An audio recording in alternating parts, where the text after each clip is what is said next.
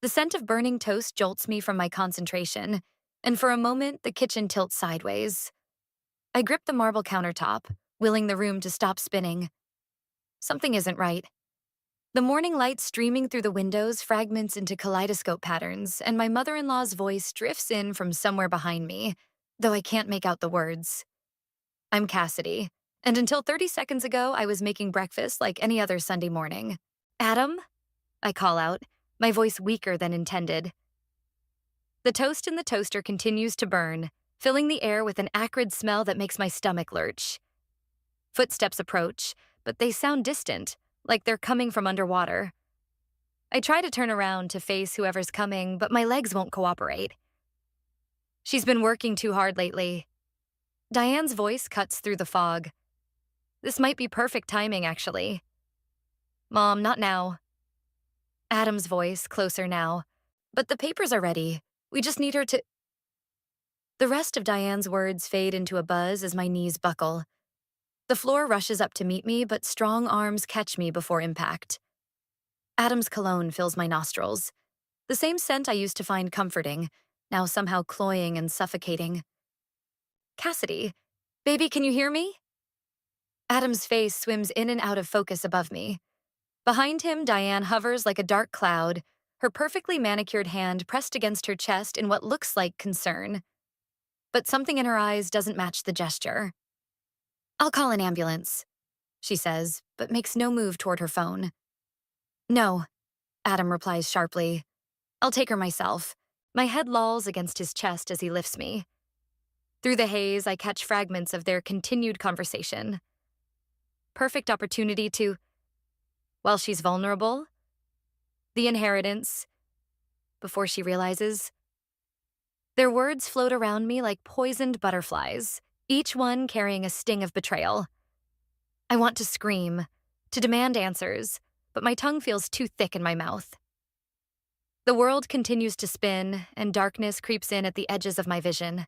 Stay with me, Cass, Adam murmurs, but there's something off in his tone. Something calculated that I've never noticed before. Or maybe I've just never wanted to notice it. As consciousness slips away, I catch one final exchange.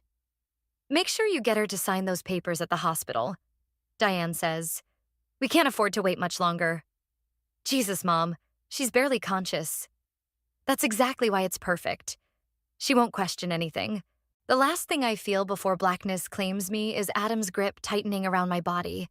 Not in protection, but in possession. And in that moment, despite the fog in my brain, one thing becomes crystal clear. The two people I should trust most in this world are plotting something. Something that involves me, my signature, and what sounds suspiciously like my inheritance from my grandmother. The darkness takes me then, but not before a small, hard kernel of anger takes root in my chest. They think they can take advantage of my vulnerability? They think I'm just going to lie here and let them steal what's rightfully mine? They have no idea what they've just started. When I wake up, if I wake up, there will be hell to pay. And I'll make sure they both get exactly what they deserve. The last coherent thought I have is that burning toast might not be the only thing going up in flames today. 3 days after my collapse, I stand in what used to be my home office, staring at boxes of Diane's belongings scattered across the hardwood floor. My art supplies have been shoved into a corner, my drafting table pushed against the wall to make room for her antique vanity. It's just temporary, darling. Diane's voice floats in from behind me, syrupy sweet. The landlord gave me no choice with that sudden eviction notice. I turn to face her, careful to keep my expression neutral. Funny how you never mentioned having problems with your apartment before? She waves a manicured hand dismissively. These things happen so suddenly. Adam agrees it's best if I stay here while I sort things out. Of course he does. I bite back the words, trying to escape my throat. The hospital diagnosed my collapse as stress-related, but they found nothing in my system. Nothing except the lingering memory of that conversation I wasn't supposed to hear. I've taken the liberty of reorganizing a few things, Diane continues, running her finger along my desk. This room was so cluttered before. The word cluttered drops between us like a stone. My fingers curl into fists at my sides, but I force them to relax. I need to speak with Adam. Oh, he's working late again. Such a dedicated boy. She picks up one of my sketches, examining it with thinly veiled distaste. You know, dear, maybe this is a sign you should focus more on your actual job instead of these little drawings. The front door opens before I can respond. Adam's footsteps echo through the house, and Diane's face lights up like a Christmas tree. In here, sweetheart, she calls out. Adam appears in the doorway, his tie loosened, looking exhausted. His eyes dart between us, sensing the tension. Everything okay? Your wife seems upset about the new arrangements, Diane says, her voice dripping with concern. I tried explaining about the eviction, but can we talk? I interrupt, looking directly at Adam. Alone? He hesitates, and something in that pause makes my stomach turn. Sure, let's go to the kitchen. In the kitchen, I lean against the counter, putting distance between us. When were you going to tell me about your mother moving in permanently? It's not permanent, Cass. She needs our help. Like she needed my signature on those papers at the hospital? The words slip out before I can stop them. Adam's face tightens. What papers? The ones you and your mother were discussing while I was barely conscious. I watch his reaction carefully, noting how his left eye twitches slightly. A tell I've learned means he's lying. You were confused, he says smoothly. The medication? Don't. My voice comes out sharper than intended. Don't try to gaslight me, Adam. I heard you both. He runs a hand through his hair, a gesture that used to make my heart flutter. Now it just makes me wary. Look, you're still recovering. Maybe you should take a few days off work. Rest. In my office? The one your mother has commandeered? She needs the space more than you do right now. He snaps, then immediately softens his tone. I mean, you can work anywhere with your laptop, right? A knock at the front door interrupts us. Through the window, I spot Ryan's car in the driveway. I invited Ryan for dinner, Adam says, already moving toward the door. We'll talk about this later. But later never seems to come anymore. As I watch him greet his brother, I notice something odd. Ryan's usual easy smile is missing, replaced by a tightness around his eyes that mirrors my own unease. Diane sweeps into the kitchen, already taking control. Cassidy, dear, why don't you set the table? I'll handle the cooking tonight. You're still not quite yourself. I meet Ryan's gaze across the room, and for a brief moment, something passes between us. A shared understanding, perhaps, or a warning. He quickly looks away, but not before I catch a glimpse of what might be guilt in his eyes. As I reach for the plates, my hand brushes against an unfamiliar envelope tucked behind the dish rack. Through the thin paper, I can make out what looks like a bank statement, one I've never seen before. The game they're playing is becoming clearer, but they've badly underestimated their opponent. They think I'm weak, confused, easily manipulated. They have no idea that every dismissive comment, every secretive glance, every well-meaning suggestion is just another piece of ammunition I'm collecting. Let them think they're winning. For now. The bank statement burns in my pocket as I sit in my car outside Grace's apartment. 3 hours of digging through our home office while Adam and Diane were at Sunday brunch revealed more than I bargained for. Credit card statements, loan applications, and a half-drafted letter to my grandmother's estate lawyer. Grace opens her door before I can knock. Jesus, Cass, you look like hell. I brush past her, dropping the stack of papers on her coffee table. They're trying to get access to my inheritance. What? Grace sorts through the documents, her expression darkening. These loan applications, they're in your name. Forged. My hands shake as I pour myself a glass of water. Adam's got gambling debts, big ones, and Diane's been enabling him, helping him cover it up. Grace holds up a document. This is dated 3 months ago, before your grandmother passed away. They've been planning this for a while. The water glass clinks against my teeth. There's more. I found this in Diane's room. I pull out a handwritten note, spreading it flat on the table. Grace reads aloud. Remember, once the trust is accessed, transfer everything immediately. She can't trace it if... The rest is torn off. A knock at Grace's door makes us both jump. Through the peephole, I see Ryan shifting nervously in the hallway. How did he know you were here? Grace whispers. He didn't. I open the door, studying Ryan's face. Did you follow me? He steps inside, running a hand through his disheveled hair. I needed to warn you. Mom's planning something for tonight. She's invited her lawyer over for dinner. The same lawyer who handled my grandmother's estate? Ryan nods, then notices the papers spread across the coffee table. His face pales. You found the loan documents. You knew? The betrayal hits like a physical blow. Not everything. Not at first. He picks up one of the credit card statements. Adam told me he needed help with some gambling debts. I lent him money, but it wasn't enough. Then Mom got involved and everything spiraled. Grace moves protectively closer to me. Why tell us now? Because... Ryan's voice cracks. Because this morning I overheard Mom talking about getting Cassidy declared mentally incompetent, using the collapse as evidence. The room tilts sideways, reminiscent of that morning in the kitchen. They can't do that. They can try. Ryan pulls out his phone, showing us a text conversation. The lawyer's bringing papers tonight. Mom's convinced Adam it's the only way to save himself from the loan sharks. A new message pops up on Ryan's screen. From Adam. Where are you? Mom's asking questions. I should go. Ryan heads for the door, then pauses. Cass, there's something else. Something about Mom and your grandmother's last days. I don't know the details, but... Another text interrupts him. His face contorts with guilt. I'll try to find out more. After he leaves, Grace grabs her laptop. We need to move fast. If they're planning to have you declared incompetent, they won't succeed. I pull out my phone, scrolling through contacts until I find the number I need. Remember my cousin Jennifer? The one who works for the state prosecutor's office? Grace's eyes widen.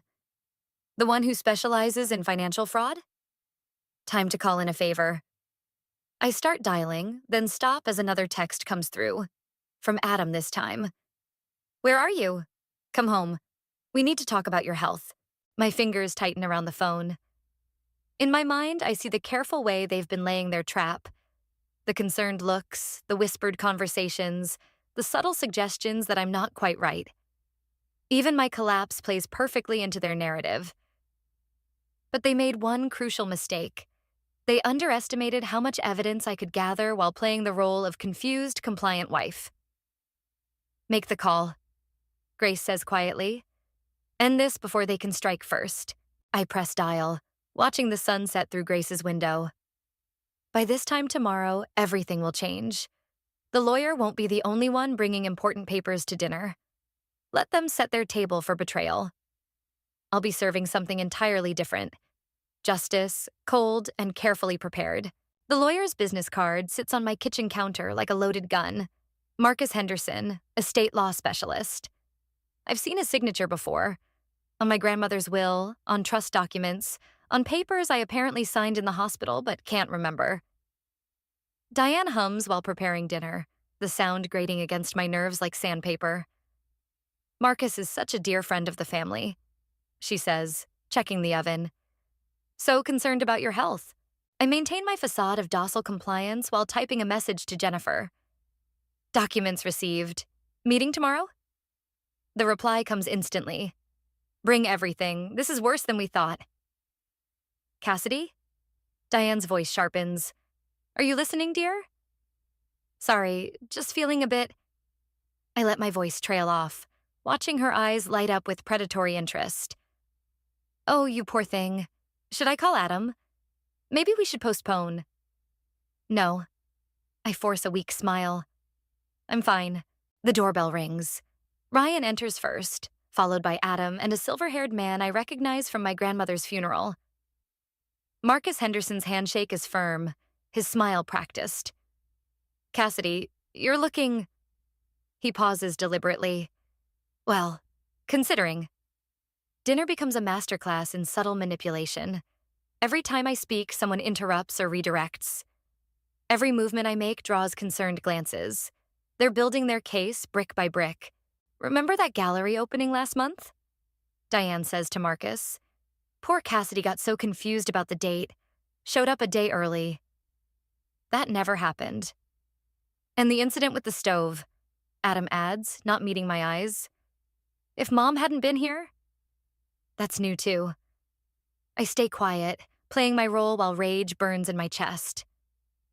Under the table, I press record on my phone.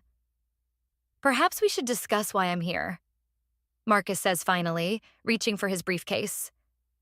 A knock at the door freezes everyone. Ryan jumps up to answer it, returning with a confused expression.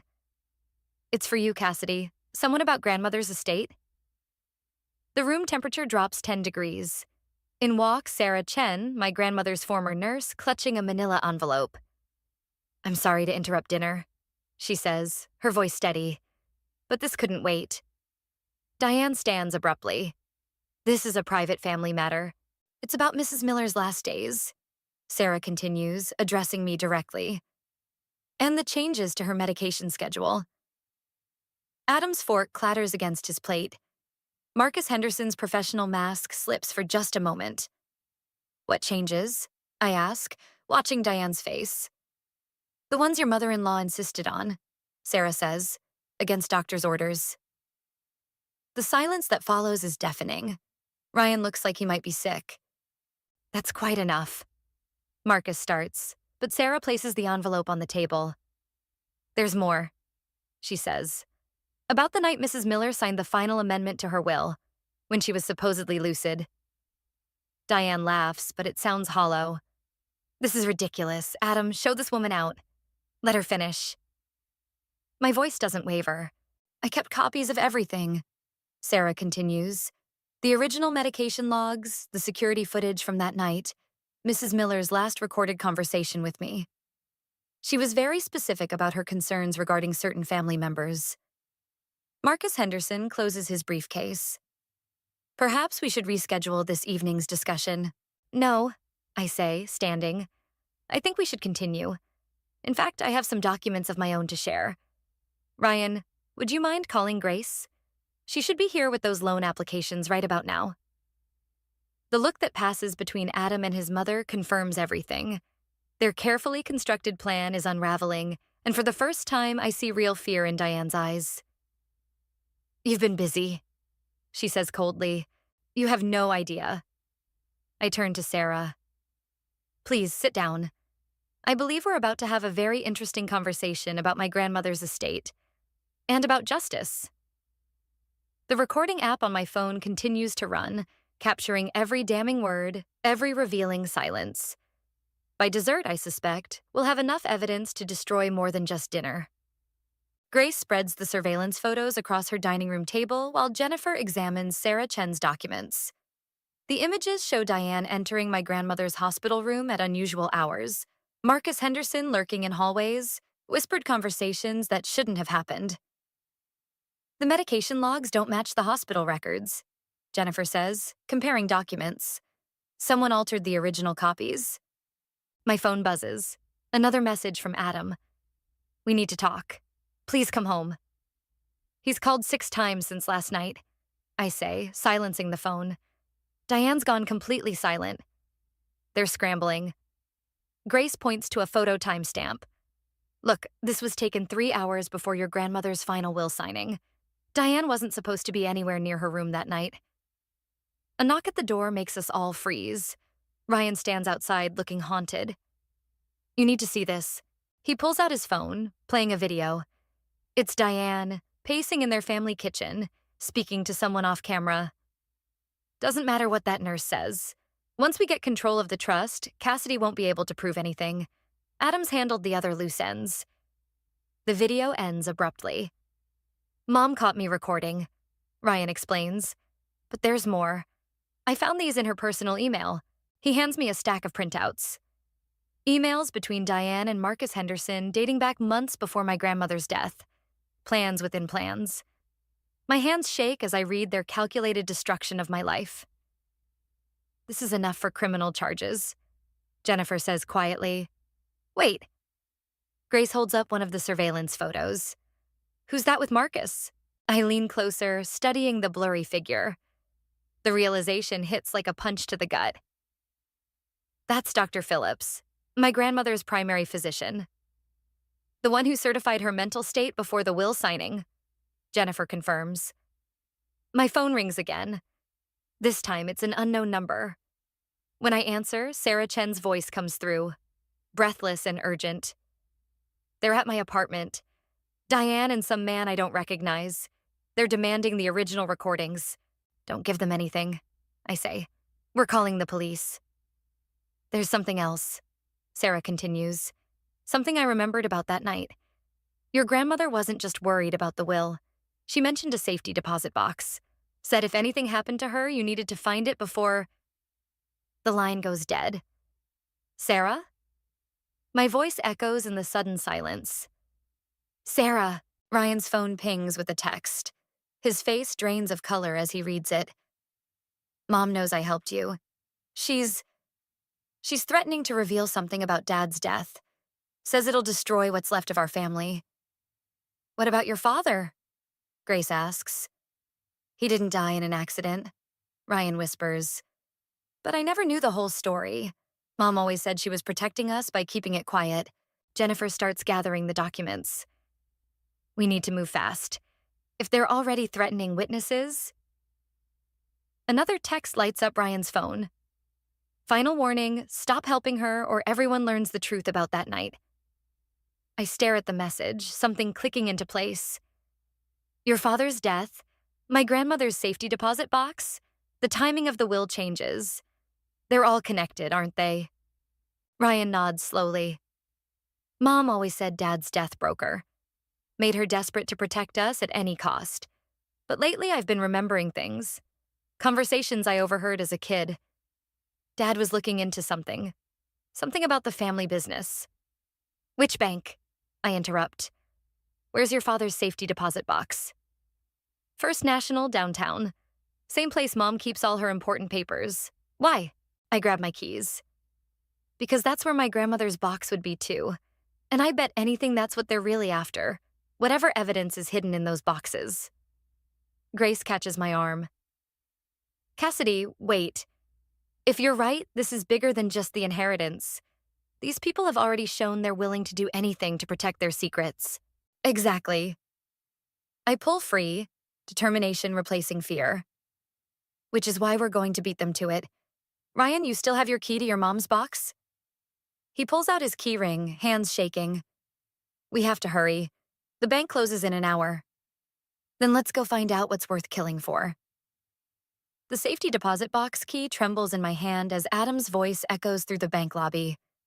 Cassidy, stop. Ryan grabs my arm, pulling me toward the vault entrance. We don't have time, but Adam reaches us before the bank manager can unlock the door. His face is twisted with desperation, a look I've never seen before. You don't understand what you're doing. I understand perfectly. My voice sounds foreign to my own ears. Did you think I wouldn't figure it out? The forged documents, grandmother's medication, your father's death? The bank manager shifts uncomfortably. Perhaps we should show them. Diane's voice cuts through the tension as she strides into the lobby, Marcus Henderson at her side. She holds up her phone, displaying a video. Show them what really happened that night. The footage is grainy, security camera quality. I recognize Ryan's father in his office, arguing with someone. The timestamp shows 2:15 a.m. Your grandmother was there that night. Diane says, her voice eerily calm. She discovered what Robert was planning to expose about the family business, about the missing funds, the forged artwork. Turn it off, Ryan whispers. Watch, Diane commands. The video shows Robert Thompson falling, hitting his head on the desk corner. My grandmother rushing to help, panic visible even in the poor quality footage. An accident, Diane continues. But your grandmother convinced me to cover it up, to protect the family name. And now you're about to destroy everything we sacrificed to preserve. The bank manager clears his throat. I need to ask you all to... Open the box, I interrupt, holding out my key with a steady hand. Now. Cassidy, Adam pleads. Think about what you're doing. If this gets out, you mean if people learn how you've been selling forged artwork through the gallery? Using my designs to create counterfeits? His face pales. How did you? I found the files on your laptop, the correspondence with the buyers. Did you think I wouldn't recognize my own work? Diane steps closer, her voice dropping to a whisper. Everything I did was to protect my family. Your grandmother understood that in the end. Why do you think she changed her will? Because you threatened her, Ryan says suddenly. I remember now. I overheard you that night, telling her what would happen if she didn't play along. The bank manager finally moves toward the vault. Last chance to access the boxes before closing. I follow him, aware of the heavy silence behind me. Inside the vault, 2 boxes lay before us, my grandmother's and Robert Thompson's. As I insert the key into the first lock, Adam's hand covers mine. Please, he says softly. We can start over. Forget all of this. I meet his eyes, searching for any trace of the man I married. That's the difference between us, Adam. I can't forget. I won't. The box opens with a click. Inside, I find a USB drive, a handwritten letter, and a series of photographs. But before I can reach for them, an alarm blares through the building. Fire alarm. The manager announces. We need to evacuate immediately. Diane moves with surprising speed, snatching the USB drive. Adam grabs the photos. In the chaos of the evacuation, I clutch only the letter to my chest as security guards usher us toward the exits. Outside, smoke pours from a trash can near the bank's entrance, a deliberate distraction. I watch helplessly as Diane and Adam disappear into the crowd with the evidence, leaving me with nothing but a single letter and the crushing weight of failure. Ryan stands beside me, his face ashen. I'm sorry. I should have remembered sooner. Should have helped you. It's not over, I say, unfolding my grandmother's letter with shaking hands. They got the USB drive and photos, but they don't know what's in this letter. And they don't know about Sarah Chen's recordings. But as I read the first lines of the letter, my heart stops. The truth is far worse than I imagined. And suddenly I understand why Diane was willing to go to such lengths to keep it hidden. The question now isn't just about justice or revenge. It's about survival. Grace's living room feels too small for the weight of what we're about to do. Sarah Chen's recordings play through the speaker, filling the space with Diane's own voice. Just like Robert, she wouldn't listen. Some accidents are necessary. I check my phone, 7:58 p.m. In 2 minutes, the email containing everything, the letter, Sarah's recordings, the evidence of art forgery, will automatically send to the FBI's art crime team, the local police, and 3 major news outlets. The doorbell rings. Right on time. Grace mutters, moving to answer it. Diane sweeps in first, followed by Adam and Marcus Henderson. Their confidence falters when they spot Jennifer, her prosecutor's badge gleaming on her belt. Family meeting? Diane's smile doesn't reach her eyes. How lovely. Sit down, I say, pointing to the couch. You'll want to hear this. Adam steps forward instead. Whatever you think you know, I press play on Sarah's second recording. My grandmother's voice fills the room. I know what you did to Robert. I have proof. Diane's face hardens. Turn that off.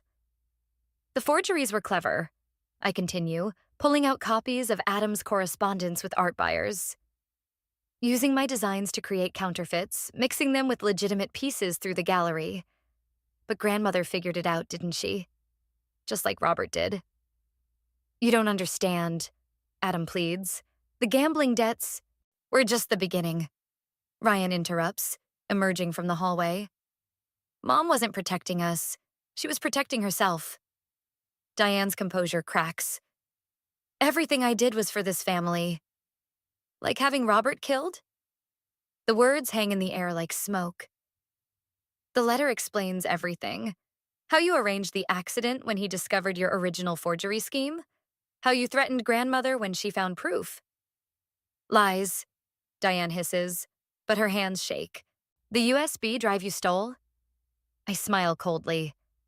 Decoy. The real one's been in FBI custody since this morning. along with grandmother's actual letter and photos. Adam collapses onto the couch, head in his hands. Jesus Christ, Mom, what did you do? What I had to. Diane's voice rises hysterically. Robert would have destroyed us. Your grandmother, too. They were weak, sentimental fools who had integrity. Ryan's voice breaks. Who refused to be part of your schemes. Marcus Henderson moves toward the door, but Jennifer blocks his path. Going somewhere, counselor? The FBI would love to discuss your role in all this. 1 minute, Grace announces, checking her phone. Diane's eyes dart around the room, calculating. Whatever you think you have, it won't hold up. Marcus will... Already made a deal, Jennifer interrupts. Turns out he kept his own insurance policy. Very detailed records. Adam stands suddenly. We can fix this. Cassidy, please. For what we had was a lie. I hold up my phone. In 30 seconds, everything goes public. Unless what? Diane demands. Confess. To everything. Robert's death, the forgeries, grandmother's manipulation. Sign the statements Jennifer has prepared. Or what? You'll destroy this family? You already did that. Ryan says quietly. We're just exposing the truth. 10 seconds. Grace counts down. Diane lunges for my phone, but I'm ready. As we grapple, Sarah's final recording plays. The sound of Diane threatening my grandmother, admitting to Robert's murder, laying out the whole scheme. The timestamp hits 8:00 p.m. Too late, I say, stepping back. It's done.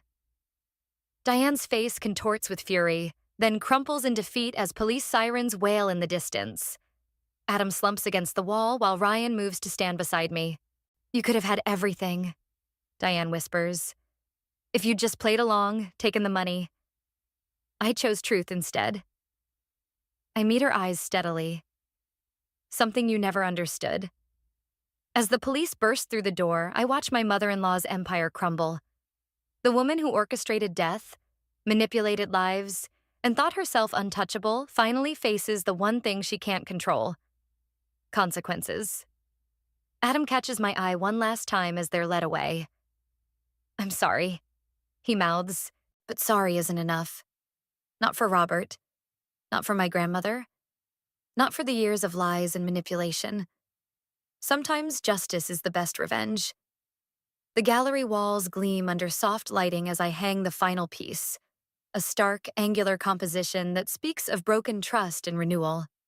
My first solo exhibition, Family Portraits, opens tomorrow, each work telling a piece of our story without saying a word. Ryan helps me adjust the lighting, his movements careful and deliberate. Have you seen the news? Mom's plea deal went through. I nod, stepping back to study the arrangement. 20 years, less than she deserves. Adam took the full 10. He adds quietly. Refused to testify against her in the end. Some loyalties die harder than others. I move to the centerpiece of the exhibition, a triptych featuring a burning house, its reflection in water showing something beautiful rising from the ashes. The art critics will see technical skill, bold choices, emotional depth, but only a few will recognize the true story hidden in the brushstrokes. Sarah Chen appears at the gallery entrance looking stronger than the last time I saw her. It's perfect, she says, studying the triptych. Your grandmother would have loved it. She always said art reveals what words can't. I touch the frame gently. I never understood what she meant until now. Grace arrives with coffee and contracts. The gallery is mine now, purchased with the recovered funds from Diane's scheme. The FBI's art crime team helped track down most of the forged pieces, though some remain lost in private collections. Silent witnesses to years of deception. The insurance company called again. Grace says, handing me a latte. They want to know if you'll consult on other art fraud cases. Maybe. I sip the coffee, watching Ryan sketch in his notebook. He's gotten good over the past few months, finding his own artistic voice amid the wreckage of our family's collapse. After the exhibition opens, Jennifer joins us, her prosecutor's badge replaced by casual clothes. Just heard from my contact at the bureau. They found another storage unit in Diane's name. More evidence, more forged artwork. Let someone else handle it, I say, surprising myself with how much I mean it. I'm done looking backward. Ryan closes his notebook, revealing a detailed sketch of the gallery space, transformed into something new. I've been thinking, he says hesitantly, about turning the back room into a studio space. For classes, maybe. Help other people find their voice through art. The idea settles something inside me. Dad would have liked that. Yeah, he smiles. He would have. As the others move through the gallery, discussing final arrangements for tomorrow's opening, I stand before a small piece tucked in an alcove. It's different from the others, softer, more abstract. A study in forgiveness, though not the kind that forgets. A familiar silhouette appears in the doorway. Adam's father's brother, Thomas, who testified against Diane despite years of silence. He takes in the exhibition with knowing eyes. You've turned poison into medicine, he says simply. Truth makes better art than lies, I reply. He nods toward Ryan's sketching figure. Some things break apart to come back stronger. The evening light streams through the gallery windows, casting long shadows that dance across my paintings. Each canvas holds a piece of our story. The betrayal, the fight for justice, the cost of truth. But they also show something else. Something I didn't plan. The power of choosing who we become after everything falls apart. Grace calls us all together for a final walkthrough. Tomorrow, these walls will echo with visitors' voices, critics' opinions, the buzz of public scrutiny. But tonight belongs to us, the ones who lived this story, who chose truth over comfort, justice over loyalty, growth over vengeance. Ryan shows me his completed sketch. Our father's old studio reimagined as a space for healing through art. In the corner, he's drawn a small figure painting at an easel, face turned toward the light. Sometimes revenge isn't about destroying what hurt you. Sometimes it's about creating something beautiful from the ruins, something entirely your own. The gallery keys feel warm in my palm as I lock up for the night. Tomorrow, we open a new chapter. But tonight, in the quiet, I finally understand what my grandmother meant about art and truth. Some stories can only be told in color and shadow, in the spaces between what was lost and what was found.